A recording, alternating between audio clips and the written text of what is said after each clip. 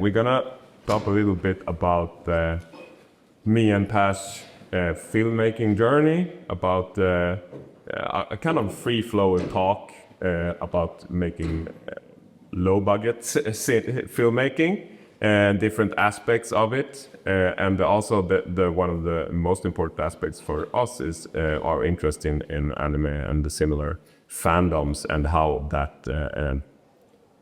that informs our collective filmmaking. So, my name is Anders. And this is... Yeah, I'm Per, and I'm mainly Anders' sidekick here today. Anders will be doing most of the talking.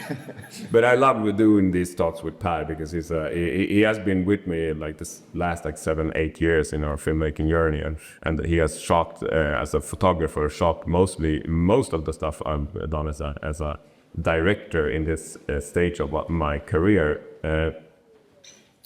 and I started in as a writing journalist when I was in my late teens, and then I graduated working with media, and I've worked with PR, and I ran a TV production company for many years, and did a lot of like web shows, comedy shows for Swedish television, for both commercial channels like Kanal 6 and ZTV. I don't know if anybody of you remember ZTV, but it was like a Swedish youth channel in the 90s and parts of the 2000s. So I did my first TV shows for them, and then a couple of years ago I pivoted more towards more artistic filmmaking.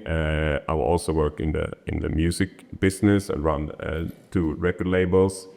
So I made a lot of music videos, and Per came into the fold. We were friends first and connected by our mutual passion for genre cinema.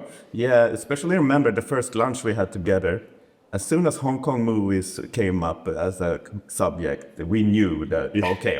This is a lifelong friendship waiting to happen. And that it is. And then we've known each other for 13 years now. Yeah, I think it was 2012 we had that first lunch. Yeah. And connected by our mutual friend Jeff. He's not here today, but he was here yesterday. And then we started. It came from different backgrounds, but then a couple of years later, we started experimenting with doing stuff together. First web shows and music videos, and then we graduated towards short films, and now our feature film. This film Places That Were Enemy to Me, that we are going to show this afternoon. And the first real narrative short film we made together as a director and a cinematographer is Asuka Attacks Herself. That was shown yesterday, together with a lecture from our friend Tanya that inspired the film. And we also work on other people's projects together, like our friend Stef, that's in the audience. Her short film debut as a director-writer, Hjärnspöken, Brain Ghosts. It's up on YouTube, check it out. And it was premiered in this actual hall 3 years ago now? Yeah. 2022. It has English subtitles, right? Yeah. Yeah, good. So it's up on YouTube. Just search Hjärnspöken. And it's also linked on my webpage. And then we have an ongoing working relationship with Daniel Holmqvist, who's a Swedish microbudget warrior. He just churns them out. We first worked with him for this feature, Alma Wants New Playmates, an erotic vampire drama that we shot for 7 days in his apartment in Skarpnäcken in southern Stockholm. And then after that we have worked on one feature for him that is going to be released this fall. And shot last year, and editing and all that takes time, but it's gonna be finished soon. And last weekend we shot a pilot for actually a Kickstarter crowdfunding pilot for his next film. That's going to be a a horror slasher with a twist. Yeah. And it's so much fun, just out in the woods, run around with the camera with a big smile. That's what we want to do all the time. And Daniel, he's a couple of years older than me, and he started as a part of like trying to get public funding for his films, and made a couple of short films. But then a couple of years ago, we said, well, fuck it, let's do it for my own money and with very, very small teams. So he primarily makes films for the international market. These two films has been in Swedish. The next one is we are going to shoot in English, but with Swedish actors to get it out there. And he works primarily towards the market with free subscription and free non-subscription service streaming platforms like Tubi, for example. And we are going to talk about that later. And then another interesting project that we made together that I was one of the producers on, and Per was the camera assistant on, is the short film Dirty Machines, The End of History, that our friend David Olson, who's a American filmmaker who has lived in Sweden for 10 years, made a couple of years ago. And this was a really interesting passion project that Davo, he saved all his spare money and then just made this short film that very sure it has been the work that we have done that will reach the most people internationally. Yeah, and from a technical perspective, it's definitely the best well-made. And this, I think the short film has around like 600,000 views on YouTube right now, and it keeps on growing. So that's a really interesting project. And I usually, for this film, I usually have some kind of like producer, assistant director role.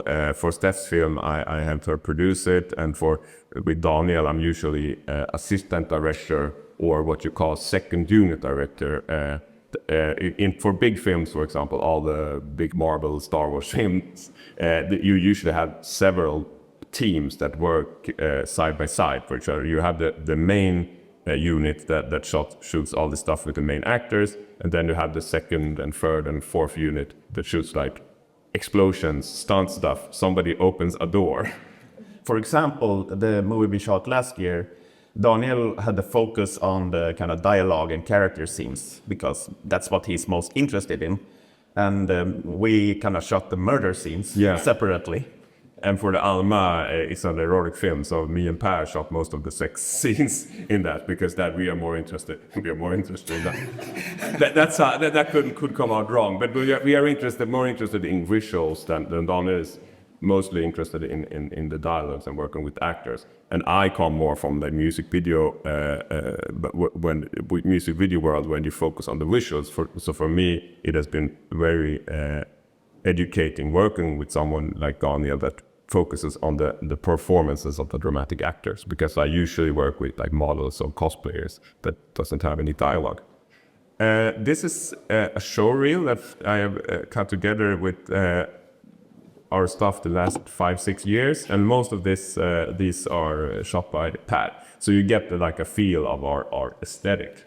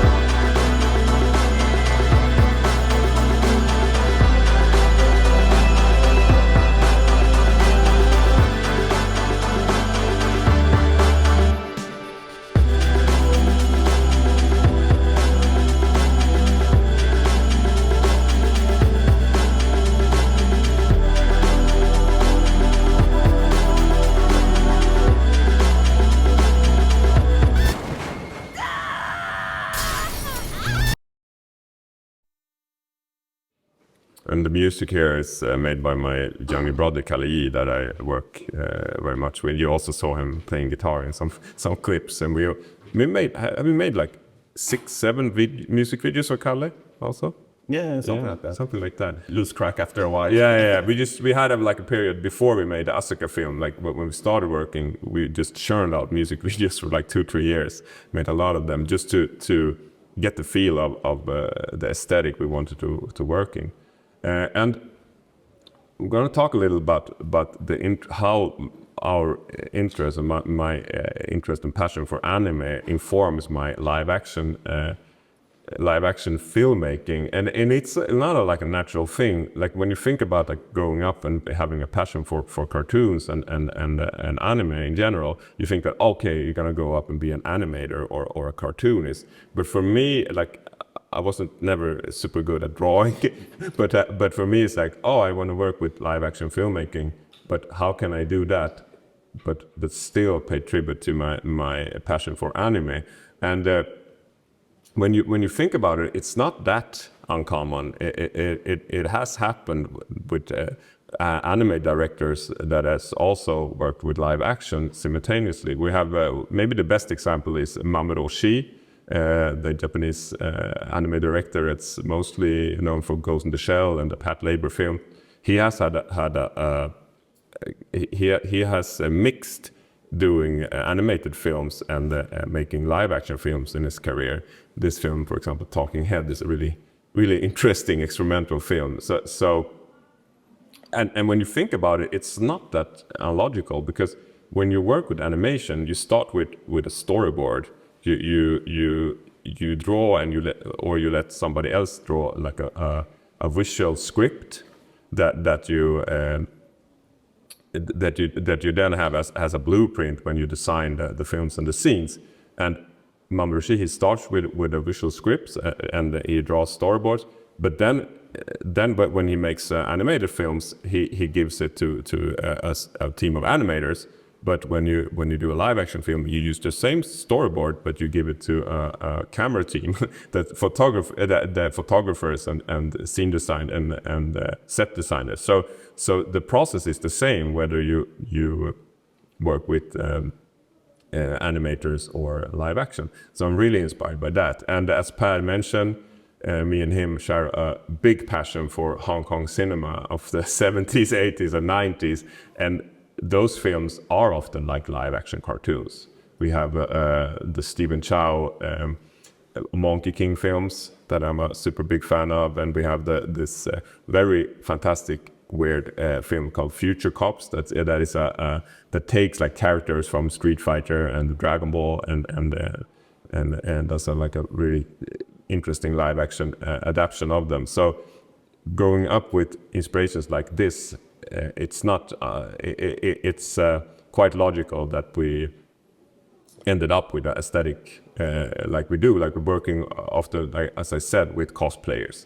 And I love working with cosplayers in front of the camera for several reasons. One of the reasons is that working on the budget level that we do, of course you don't have much money for like a real costume department with designers and set dressers and makeup. But when you cast cosplayers, they are very experienced in dressing themselves, doing their own makeup. And the films we have done, the Asuka film and the feature places that were animated to me, we have worked with Mori and Asuka and Murder Cosplays in places, and they are both experienced cosplayers. So it's in both films, it's a mix between costumes that they have made and ready-made costumes ordered from AliExpress or eBay. And everybody who knows about cosplay knows about those costumes. They can look good in a picture, but they are really low quality. They are like the plug suit that Mori wears on these images is like, it smells like a beach ball for children. But without experienced cosplayer like her, she knows how to style a wig. She knows how to maybe like add or take out like cheap details and add better details to make it look good on camera. And that is very necessary when you work on this level. So that and also that cosplayers are often also experienced in maybe not acting in front of a camera, but getting their picture taken. And it's not I'm really, from my TV days, I'm really used to working with amateur actors. So I know how to eventually make someone comfortable in front of the camera. And as you see here, they are not expensive. The Usagi wig and cosplay set that Murdoch wears on that image. But if she hadn't been so good in styling them, they wouldn't have looked good at all on camera. So let's talk about do-it-yourself filmmaking and what we mean about that. And first of all, it's like everybody knows that one of the most important one of the most expensive pieces of culture, maybe the most expensive pieces of culture you can do is a film. Because you like a cartoon, you can a comic you can draw yourself, music you can make yourself, but just making a feature film without a crew, it's impossible. Like but we are trying to make it as mean and lean as possible, but you still have to have a crew. You still have to feed your crew. You still have to buy props and sets and rent locations and things like that. So when we say micro budgets, we don't mean no money, but we mean a lot less money than a regular feature film that you go and watch in the cinema. Yeah, I mean, micro budget. There are many movies that you probably have seen where it's a cheaper movie out in the woods and run around a bit. And it looks like that would cost $0. But I mean, if it's a narrative movie, it's a bunch of actors. They may not be paid, but it's time for several people required. They need to be fed. So it's food at the very least that needs to be hauled out into the woods. A lot of physical work. And if you're doing that for several days, well, the food cost is starting to add up after a while to several thousand crowns.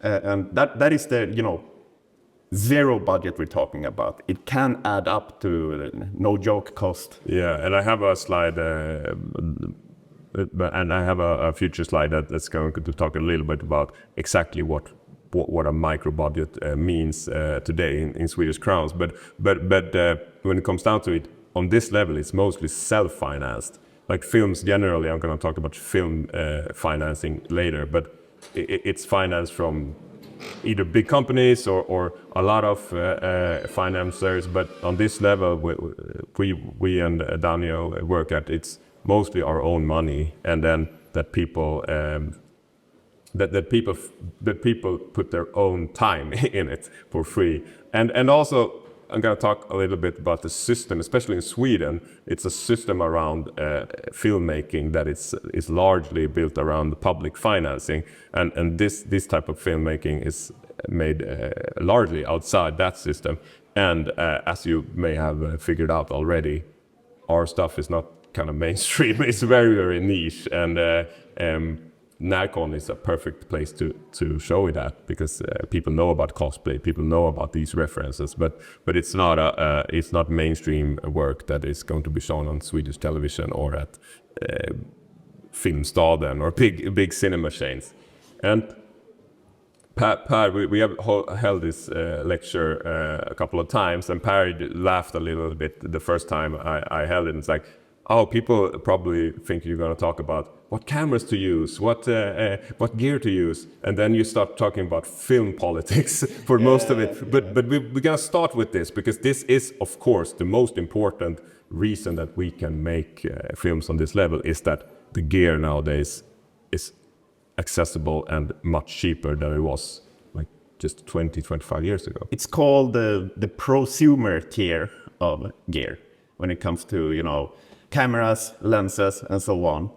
And the camera I'm using, it's Panasonic Lumix GH5. It costs like 10,000 or so on for just the camera bit with no lens. And then it's, 5 to 10,000 per lens that you want to add on to that. So obviously it's not something that you're gonna buy without having a job, for example, or without getting a nice present from your parents or something like that. But it is a tier that basically anyone with a job can do. And you can shoot stuff that would be clear for Netflix standards of video quality on that. I think it's like 4K, 422 compression, blah, blah, blah, blah, blah. It's a whole list of technical specs, which this camera can shoot. And also, as Pat said, we work like, I like to see it as a film community. And also, if you are any filmmakers in the audience, like, feel free to approach us and ask us, can I borrow this, can I do that? Because like, we also borrow a lot of gear from each other when we do this stuff. So not like any single filmmaker needs to own all the gear, because a part of the micro budget is that you help each other. Instead of just getting real money in and going to somewhere and buying a camera, you just like, okay, part of the budget is that I lend you my time, but I also lend you a lens or a microphone. So and this is Pash's new Zoom recorder that he bought like last week, I think. Yeah, okay. And I have a old version of that. And maybe now we are going to use Pash's version. So it's the good thing with this gear is also that it's very easy and it's not that expensive that it's a catastrophe if something breaks. It is money, but it's not like a big camera that they shoot Star Wars on. It's like a red Arri camera. Nobody owns a red or Arriflex camera. They cost like over 1 million Swedish. Yeah. But a camera like this you can own, and then you can lend lenses from each other. Yeah. And it's the same with the sound. This is me and our friend Linus during the production of Stef's film. And I took sound on that day, and the sound unfortunately ended up horrible, and we had to fix it in post. But at least I did it. A big difference between owning the gear, regardless of what quality it is, versus renting, which is what you need to do if you want to use pro equipment, is that you can work so much more agile and quickly if you own the gear. Renting is a whole chapter of logistics that it's so cumbersome to deal with. And you also have to plan your shooting days to the renting days. It's like, okay, we can't shoot on Saturday because we have to return the gear on Friday, and it complicates the scheduling.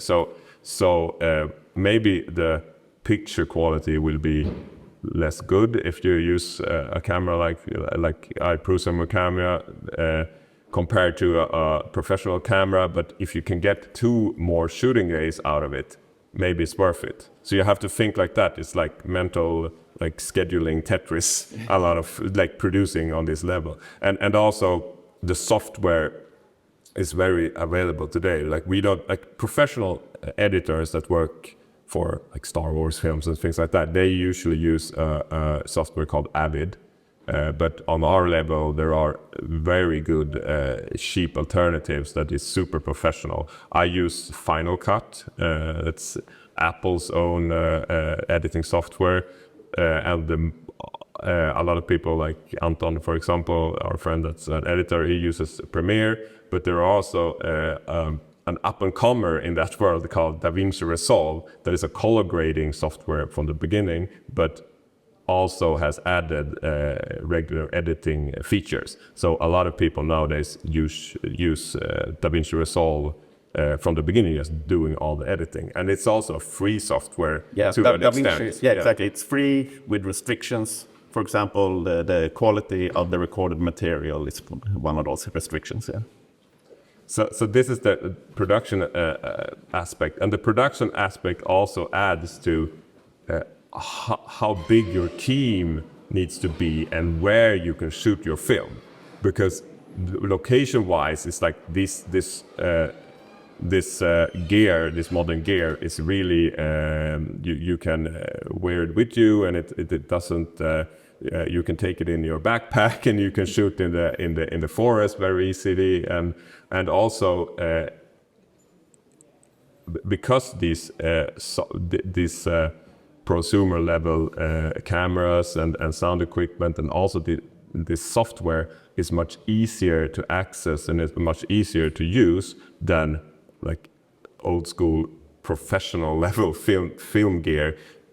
You as a filmmaker can also take on several roles in the production and therefore lower the budget. So for me, this is the credits for my film, and I was basically doing most of the technical roles, except what Per did, who was the DOP, and what Stef did, who was my assistant director and helping with the casting, and of course my brother made the music. But outside of that, I did all the roles with a lot of help from my friends, and Per and me collaborated it together, for example. So that's also one thing that this type of also one aspect that this type of cheap prosumer gear has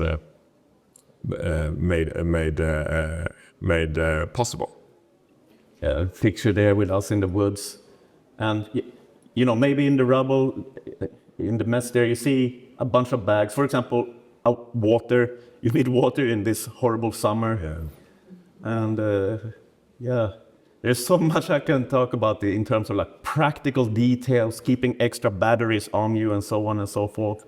But we shouldn't get bogged down into that. Maybe I should make a separate lecture about that. Yeah, we should do like a lecture, but more about like the practical side, because now it's more about like the general side, and it's basically trying to convince you that it's good. It's possible working on this very low budget level. But we should do a more like what to think about, like the tutorial on how to do this. And speaking about tutorials, one super important aspect about being a filmmaker in the year of 2025 is that education is totally democratized, because we could stand here and talk about like technical stuff of like how to shoot, how to color grade, but all of that you can learn on your own, because there are fantastic people on YouTube that share their knowledge. And I learned, I haven't gone to any film school at all. I have my educational background is in literature and more like theoretically. Everything I know about filmmaking, I've learned either that to assist people that are better than me technically, or from YouTube tutorials. Or from the trenches. Yeah, from the trenches, just doing it. It reminds me of the vampire movie we assisted in. There was another guy who was supposed to be the director of photography running the shooting bit, but he couldn't make it. And I was supposed to be the sidekick. And I think the first day of shooting, it was like, oh, and by the way, you are running all of the camera stuff, Per. And I was like, well, okay, I guess I'm rolling with this now. And this was like maybe 2 or 3 years ago, 2 or 3 years after you took up a camera and shot for the first time, and then you were like the OP on a feature. And halfway through the shooting days, one of the actors said, like we were just talking randomly, and she commented, "Oh, I thought you were a professional photographer," and my ego was so boosted there, because I wasn't really thinking about being professional or whatever. I was just shooting as I've always done, but because we had done, a shit ton of music videos and then short movies and other stuff, my expertise had built up through the trenches and YouTube videos, and I guess some kind of semi-amateur high level had been achieved. This is also very important aspect that working on this level, because on this level, it's a very low budget. It's like I'm going to talk about later, but low risk, low reward. And one aspect of that is that on a higher level Swedish production, or on a Netflix production, or on especially in the US, there are a lot of like rules or regulations regarding the different roles in a film team. You can't work on this way. You can't say a camera assistant can never be promoted to the director of photography just because in one day. You have to go through the union. You have to, like, people know they are more on a big movie. It's more, everyone in the team is more specialized. Yeah, and if a photographer tries to touch a light stand, for example, someone will scream at you. Because and that's you can discuss that a lot. Is this for good or is this for bad? And from the beginning, it's like more it's because of people. It's because of these unions were created, especially in the Hollywood system, because people got used and overworked and underpaid. The purpose was to avoid exploitation. Yeah. But on this level, like working on this level, you can't have any, like you have to be flexible. So everybody needs to know a little bit about the other roles because because you are only like 5 or 10 people on the set. No one is paid anyways. Everyone's exploited. Yeah, everyone is exploited and we like willingly. So that's the reason. And I haven't had any, like I've been on like a lot of sets, but mostly as a producer role when I run the TV production company. So I haven't been on like a big Swedish film set. But our friend Oscar, who's works a lot with Daniel too. He has worked on like Netflix productions and so on.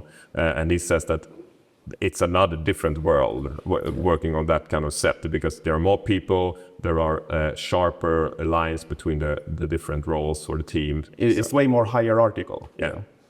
And I don't believe in hierarchies. I believe that everybody could be specialized and have the responsibility, but I don't believe it's like, I don't think I am higher up as a director than the production assistant. That we're in this together.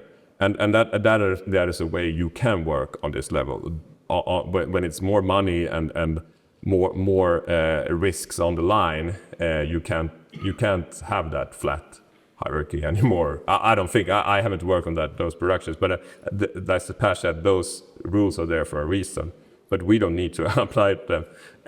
Some other rules we don't apply to, as you maybe have figured out, is that when you talk about filmmaking on this level, you usually say, write what you know, write to your resources. Oh, maybe if you have 15,000 Swedish to make a short film, do it about 2 people sitting in a room discussing their relationship.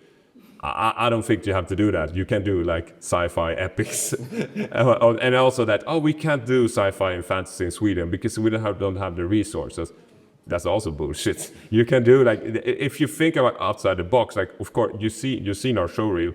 Our stuff doesn't look like Marvel or Star Wars because it costs like what their catering budget is in a single day. In a single day or in a half a day. But like, we still do it. This is a concept art for my next feature, The Digital Island, a big sci-fi epic, but inspired by fighting games. So big like, sci-fi epic, you say? Yeah, Megan, maybe 30,000.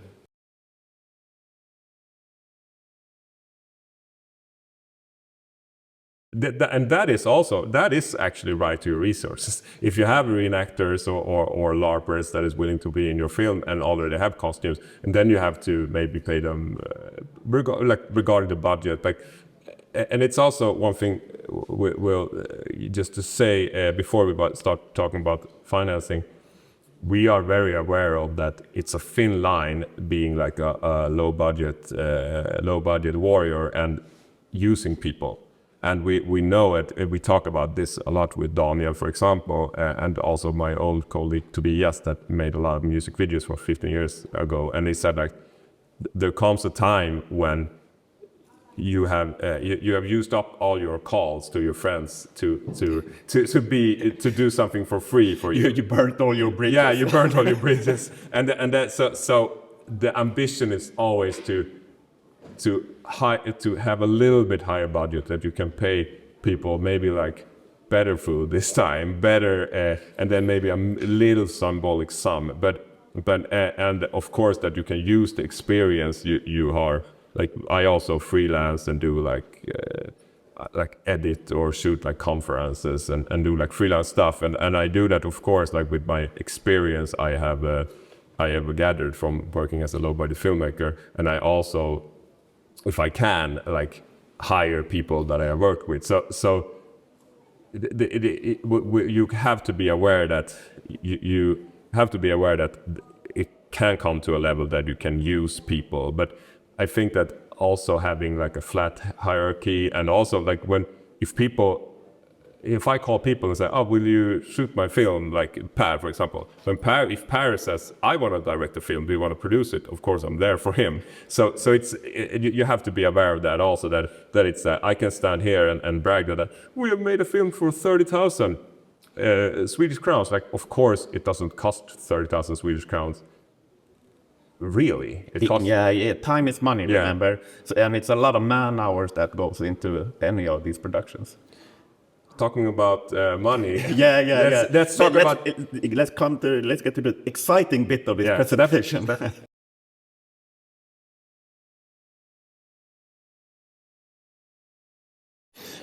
This reminds me of something that I want to say also. On this level, when you're working for free and so on, it's super important that everyone has a good time. Yes. Yeah. Not that everyone is like laughing all the time, although that's also nice. Yeah, because everyone needs to be. Everyone needs to be comfortable and getting something out of it, having a good time. Yeah. And that is what Stef said. She also said to me when we made that production together, and it really warmed my heart, because working on this level, you also get a sense of what you call it, imposter syndrome. You get like, okay, I'm a filmmaker, but am I really a filmmaker? Because I work on this level, and I like do I really like play a filmmaker instead of being one? But having an experienced actor that has been on real film sets and saying that, oh, this film set was really good run and everybody had a good time. It boosts my ego the same way Per was boosted about like asking if he was a professional photographer. In this kind of work, you can't be a terror of a director, because then you will burn this kind of community of fan filmmaking that you are dependent on, basically. Yeah. Yes. I agree with this. If you don't have a monetary economy, then you really should, when you ask, you should ask and offer something in return when you ask. Because that is like, that then show that you appreciate the value of the one you're asking. Because I do comics and illustration, and sometimes it's like you get asked, but it's like the person's asking you to do something, think that I should be just happy and thankful that they are offering me. Yeah, the classic getting paid in exposure. Yes, maybe it's because I'm older. I don't like it, because if you just ask something of me, then it's like it devalues my work. If you just expect me to do it for free, but if you offer me, well, a sandwich or and that's different. Even if it's just a small thing, or well, I can help you with this, then it's more like a sharing thing than just working for free. Yeah, and it's all of this is very important. Because especially in this time we are living now, politically led, that we talk. It doesn't matter what side you are on, but it's like I'm going to talk about now. Like, culture in Sweden is to a large extent publicly financed. So it's a lot of discussion who will pay for the culture, and you can have opinions regarding that. But the most important part is what you two were talking about, is that we are artists, we do art. Of course, we have to live and eat and pay our rent. But when it comes down to it, we should group up together to respect each other's work. Because the person asking you to do a illustration for free, you can say, okay, they are an artist who want to collaborate, or do you want to use your work to get ahead in another way that doesn't have to do with art? Yes, Björn. There's a quote that I think fits this perfectly well from a book, and that's it's false to say that the best stuff in life is free, but it's more correct to say that the best stuff has a value other than money. Super important, very good quote. That goes to what you two are saying. Yeah, thank you, Björn. And about talking about value and money, let's talk about like I said, like you come for the technical tips. This is the vegetables that they were showing. One thing you can't watch, you can't learn from YouTube tutorials is actually how the business is working with films, and this is very, very complicated, especially in Sweden, as I said, that we have like the financing films is not, it's very seldom commercially 100%, but it's very seldom 100% publicly financed either. It's like a social democratic system in a way, that a collaboration between the market and the state. And this is from talking about budgets. 29 million Swedish, around almost 3 million American dollars or euros, is the general budget for a Swedish feature that was financed by Swedish Film Institute. And Swedish Film Institute was created in the early 60s by a very special man called Harry Schein. That is basically they take state money, tax money, and then they finance films, but they never finance them 100%. So you have to have a commercial financer too, but then you go to Film Institute and then they put in maybe 30-40% of the budget. And that is really hard to just get a meeting here, because you have to be an experienced producer. So it's really not available for us on this level. But there are also like regional film funds in Sweden, like Film Öst here in Norrköping, and Film Västmanland in Västerås, where I grew up. And a lot of my film takes place in Västerås, although I moved from there 20 years ago. So we actually got a small sum, like 15,000 Swedish. And we have some in the pink here.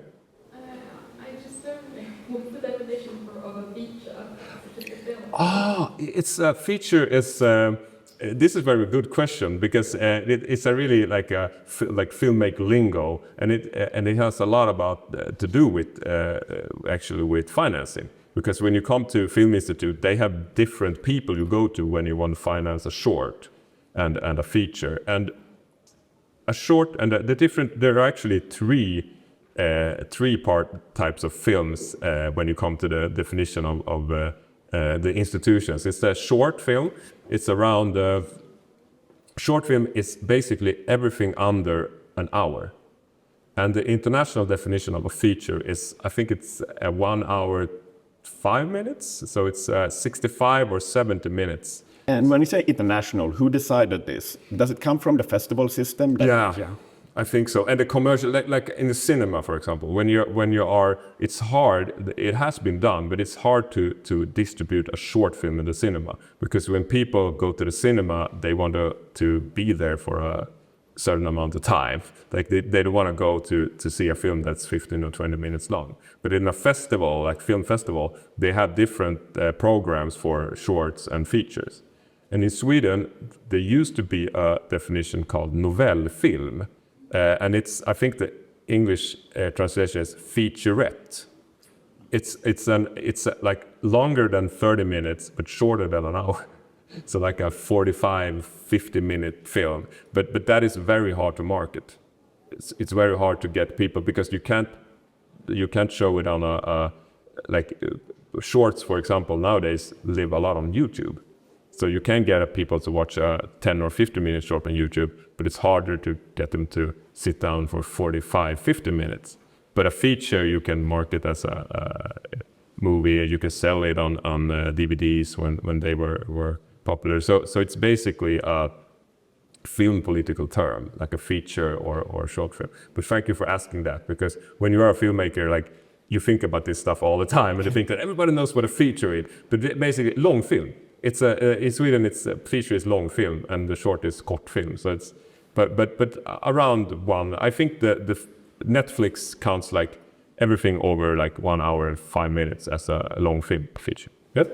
Yes. And my question is about, like, let's say you want to shoot in public on a location that's very public. Of course, you could basically rent the location But how do you go about that and financing that? Because it gets expensive very quickly depending on the location you want to shoot at. This is a very good question too. That's a very good question Yeah. that is especially relevant for Sweden. Yeah, and let's go back then to these films. Yeah, because these are this film, for example, like the question. This is a very interesting question because the answer depends on what country you are in. In the US, for example, like if we listen to a lot of like podcasts about like indie filmmaking in the US, and that location is a big part of their budget because you can't shoot in bigger cities without a permit. When I worked as a TV producer, I produced a documentary show about like the EDM DJs, and they were going to the Miami Ultra Festival in Miami. And I looked up, okay, what does it cost? Can you film on the street in Miami? No, they have a film office there. So you have to pay them just to film someone on the street. We don't have that at all in Sweden. You can film anywhere you want in Sweden. You can't film in private spaces. And this comes to one interesting example is this film, Dirty Machines. We shoot in the subway of Stockholm. That is very, very expensive. That is like, because that is a private space. Everything outside it, like the streets in Stockholm, the streets in Linköping, I think also like the university, maybe that's a gray zone, gray area, but in the subway, it's owned by Stockholms Lokaltrafik, SL. So they have different levels of permits. They bought the cheapest permit for shooting just On the platform. Yeah, and that cost maybe 15,000 Swedish. Yeah, and he had to pay for a security guard because it was mandatory to basically rent a security guard to keep a track of you, I guess. And it was very, very problematic because they hadn't communicated to the trafikledning, the traffic control. So they stopped us several times, and we had to do it again. So it was super duper problematic. And this is just the first level. You can like stop the subway, and but that cost like 1 million Swedish. And I think it has only been done one time when David Fincher came to Stockholm to shoot the Millennium film like 15 years ago. And that was obviously a big Hollywood production, so they didn't care. They paid for it. But that I don't think it has happened. Yeah, Gabi? Someone made a Russian movie here, which they were like, it was so hard to shoot in Sweden because we had to film between like 3 a.m. and 4 a.m. Because then they could, they were on the subways, so they just had to pay the rent. And they were like, it was so exhausting, oh my God. Because then they shot every day also, because they were here for a week. But in public roads and so on, and also buildings, it's just a free-for-all, you can just shoot. Buildings sometimes require to pay royalty. If you're shooting in Rome, then the royalty cost for buildings, random old buildings, is gonna eat up your budget. Yes.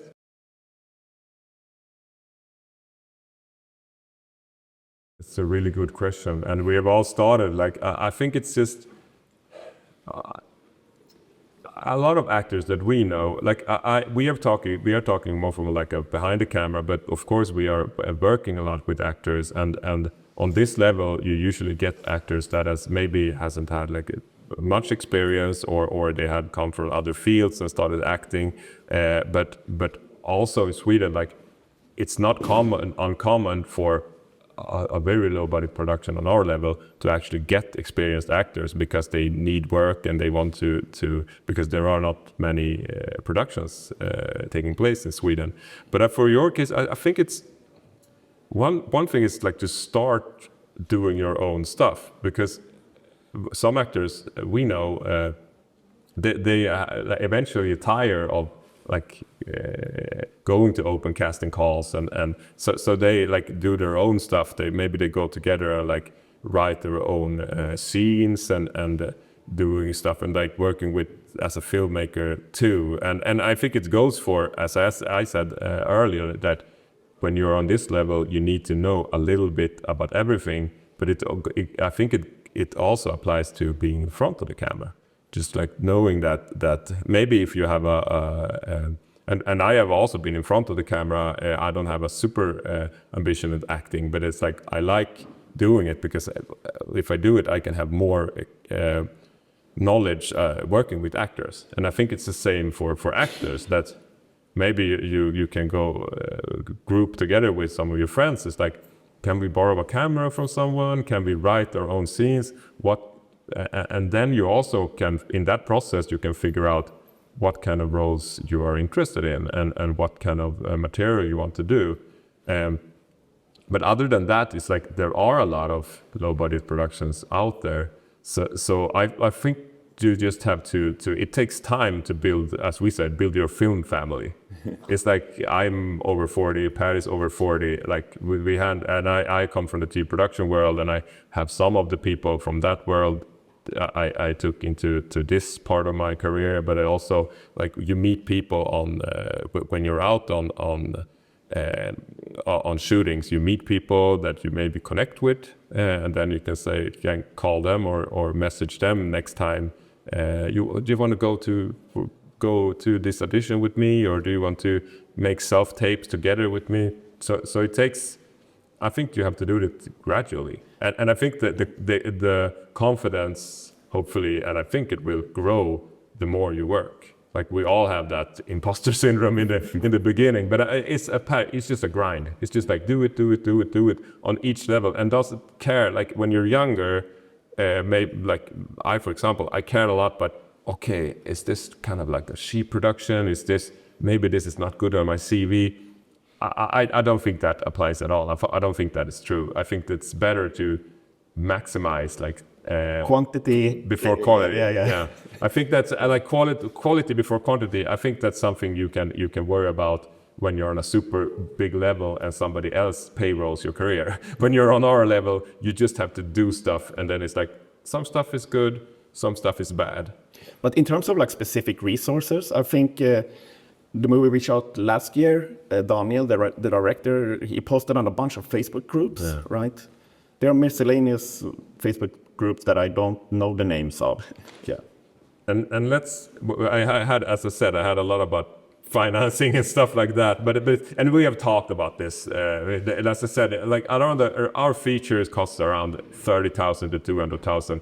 So it's not money you can find in your pocket. It is money, but it's compared to the 29 million crowns that a Swedish long film feature is costs. It's nothing, and it's like the short. I think Stefan, our film, maybe like 15,000 or yeah. So it's around that, and it's, as I said, there's a difference between actual spend, the money you spend on sandwiches and pizzas and pizza, and the actual worth. Like this film is, these films are actually worth maybe over 1 million Swedish, because people work for free. So this is a little bit about financing, a little bit about cool people doing stuff like as I said, the free subscriptions are subscription-free streamers is really good in the US, and they have started a new revolution in independent filmmaking, especially from directors in like middle-sized cities like Atlanta, Houston, and Detroit, targeting young African-American audience. And these guys are doing like cheap, cool, effective films that actually makes money, and then they're making more films. So these are really like guys like Matzi, I think he's from Atlanta. So really inspiring, like actually doing totally outside the Hollywood system, outside of LA and New York. They are making films that actually makes money. But distribution. This is us talking in this. I think in this actual hall last year, premiering our feature film, and now I have made Blu-rays. So it's like we distribute ourselves, and distributing on Swedish cinema, like Filmstaden, for example, it's a very high risk, and it can give a high reward if people goes to see it, but. Just not to go into Swedish film politics, but generally nowadays Swedes doesn't go to see Swedish films, and it's a really big problem in there. But we don't need to care about that, because our film costs a lot less money and it appeals to a lot less people. So it's a low risk, low reward, and that can also, like, you can't do Star Wars, you can't do Marvel, you can't do Superman, but you can have a more flexible career, and your films has a longer life. And that means that you can define your own success gradually. If you do a film that, I think we need to... it's over. One last. Who gets to define your success? Our friend James Gunn here, a great filmmaker, makes Superman for a lot of money. He doesn't get to define his success. Everybody wants to have their opinion on how his film is doing on the box office, blah blah blah, and puts a lot of effort into analyzing if it's a good film based on what it's took in the first or second weekend. Here we have Stef, our friend Anders, and me finishing the sound mix on our film. And that was success for us, and we got to define our own success because that film costs like sandwiches and pizzas and not $300 million American dollars like Superman. So thank you everyone listening to us, and our feature film is playing now at 14:30 in A1 in A-huset, and it's also available to buy on Blu-ray together with the Asuka film that I mentioned. Just contact us on the easiest to go to my webpage, andershäger.com, if you want to email us or see our stuff. And if you are actors or filmmakers, don't be shy to contact us to collaborate or ask if you have any questions.